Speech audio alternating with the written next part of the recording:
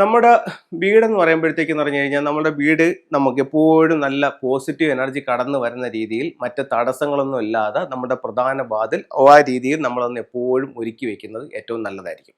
അപ്പം നമ്മുടെ വീടിന്റെ നേരെ വരുന്ന ചില റോഡുകൾ, ചില ഇലക്ട്രിക് പോസ്റ്റ്, അത് കഴിഞ്ഞിട്ടെന്ന് പറഞ്ഞു കഴിഞ്ഞാൽ ട്രാൻസ്ഫോമർ, ബസ് സ്റ്റോപ്പ്, അങ്ങനെയുള്ള ചില സാധനങ്ങൾ ചില നെഗറ്റീവ് എനർജി സൃഷ്ടിക്കുമെന്നാണ് പറയുന്നത്. ഇത് നമ്മളുടെ ഒരു വീടാണ്. ഇപ്പം വീട്ടിലേക്ക് വരുന്ന ഒരു റോഡെന്ന് പറയുമ്പോഴത്തേക്ക് ഇങ്ങനെ ഒരു റോഡ് വന്നങ്ങ് പോകുന്നുണ്ട്. ഇതിനെ ടി റോഡെന്നാണ് പറയുന്നത്. അതായത് ഇവിടെ നിന്നൊരു റോഡ് വന്ന് നേരെ ഇടിക്കുന്നത് നമ്മളുടെ വീട്ടിലേക്കാണ്. ഇത് ഇങ്ങോട്ടും കടന്നു പോകുന്നുണ്ട്, ഇങ്ങോട്ടും കടന്നു പോകുന്നുണ്ട്. ഈ വീടും ഓക്കെയാണ്. പക്ഷെ ഈ വീട് ടി റോഡിലാണ് ഇരിക്കുന്നത്.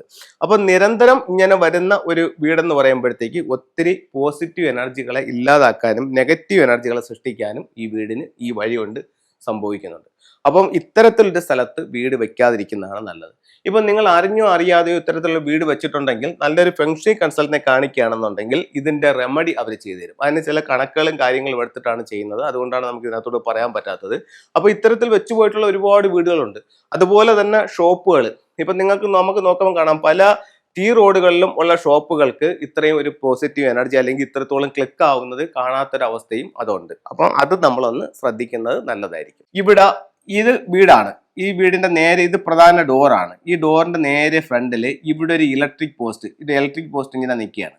ഇതും ഒരു നെഗറ്റീവ് എനർജി ഉണ്ടാക്കും. അപ്പൊ വീട്ടിലേക്ക് വരുന്ന നെഗറ്റീവ് എനർജികൾ ഒന്ന് ടി റോഡാണ്, രണ്ടെന്ന് പറയുന്നത് ഈ നിൽക്കുന്ന ഇലക്ട്രിക് പോസ്റ്റ്, രണ്ട് ഇവിടെ ഒരു വൃക്ഷം നിന്നാലും അതൊരു നെഗറ്റീവ് എനർജിയാണ്. പ്രധാന വാതിലിന്റെ നേരെ ഒരു വൃക്ഷവും പാടില്ല. അപ്പം ഇത്തരത്തിലുള്ള കാര്യങ്ങൾ പരമാവധി ഒഴിവാക്കണം. നെഗറ്റീവ് ആയിട്ടുള്ള ഊർജ്ജത്തെ പരമാവധി ഒഴിവാക്കണം. അതുപോലെ തന്നെ ഈ ഭാഗത്ത് എന്ന് പറഞ്ഞാൽ ഇപ്പൊ ചില വീടുകളിൽ നമുക്കറിയാം, വീടിന്റെ നേരെ ഫ്രണ്ടിൽ വഴി അടച്ചിട്ട് കൊണ്ടുപോയി കാറിട്ടിരിക്കും.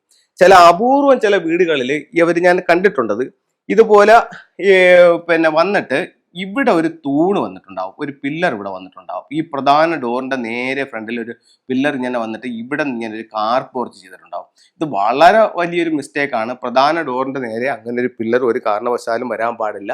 ഞാൻ ഈ കഴിഞ്ഞ ഇത്രയും വർഷത്തെ കൺസൾട്ടിങ്ങിനിടയ്ക്ക് 1-2 വീടുകൾ അങ്ങനെ ഞാൻ കണ്ടിട്ടുണ്ട്. അപ്പം അത്തരത്തിലും സംഭവിക്കുന്നുണ്ട്. അപ്പൊ നമുക്ക് ഇവിടെ ഈ ടി റോഡ് വന്നെങ്കിൽ ഇവിടെ നമുക്ക് അതിന് പരിഹാരമുണ്ട്.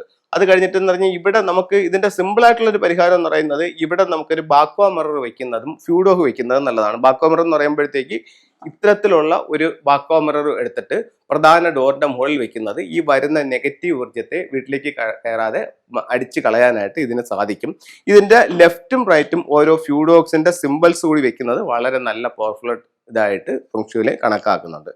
അപ്പം ഇത് ഈ രീതിയിൽ നമുക്ക് ഉപയോഗിക്കാവുന്നതാണ്. ചില ചെറിയ പ്ലാന്റുകൾ ഉപയോഗിച്ചുകൊണ്ടും ഈ എനർജിയെ നമുക്ക് ബ്ലോക്ക് ചെയ്യാൻ പറ്റും. അപ്പോൾ നമ്മുടെ ഒരു ടി റോഡ് അങ്ങനെ വരുന്നെന്നുണ്ടെങ്കിൽ നല്ല ചെറിയ പ്ലാന്റുകൾ ആ ഭാഗത്ത് വെക്കുക. അപ്പോൾ ആ റോഡിന്റെ ഇത് വന്ന് നമ്മളെ ഹിറ്റ് ചെയ്യാത്ത രീതിയിൽ അതും വെച്ചിട്ട് ഇതിനെ കറക്റ്റ് ചെയ്യാവുന്നതാണ്. ഇനി നമുക്ക് ഫെങ്ഷുയിൽ ചില ടൂളുകളിലേക്ക് പോവാം.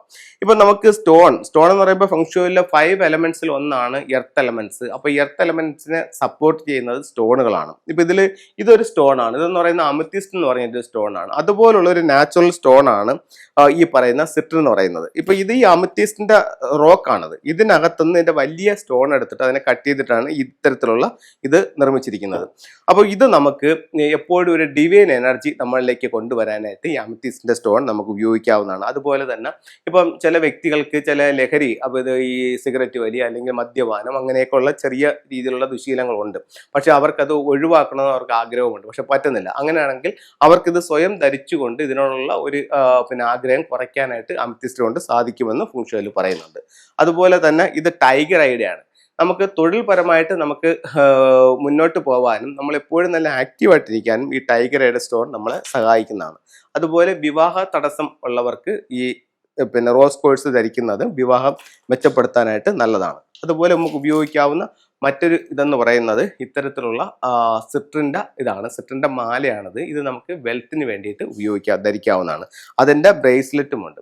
പിന്നെ നമുക്ക് ഉപയോഗിക്കാവുന്ന മറ്റൊരു ഇതെന്ന് പറയുന്നത് വൈറ്റ് കോഴ്സ് എന്ന് പറഞ്ഞിട്ടുള്ള ഇത്തരത്തിലുള്ള ഒരു മാലയാണ്. ഇത് വിദ്യാഭ്യാസപരമായിട്ടുള്ള അഭിവൃദ്ധിക്ക് വേണ്ടിയിട്ട് ഇത് ധരിക്കാവുന്നതാണ്. അങ്ങനെ നമ്മുടെ ഓരോ ആവശ്യങ്ങൾ അനുസരിച്ചിട്ട് ഇതെല്ലാം രത്നങ്ങളല്ല, ഉപരത്നങ്ങളുടെ കൂട്ടത്തിലുള്ളതാണ്. ഇതിപ്പോൾ നമുക്ക് പ്രത്യേകിച്ച് നാളോ മറ്റൊന്നോ നോക്കാതെ തന്നെ നമ്മുടെ ആവശ്യാനുസരണം ധരിക്കാവുന്ന സ്റ്റോണുകളാണ്. ഇത് ഹെൽത്ത് മെച്ചപ്പെടാൻ വേണ്ടിയിട്ടാണ് ഗ്രീൻ ജാഡ് എന്ന് പറഞ്ഞിട്ടുള്ള സ്റ്റോണാണ്. ഇത് നമുക്ക് ധരിക്കാവുന്നതാണ്.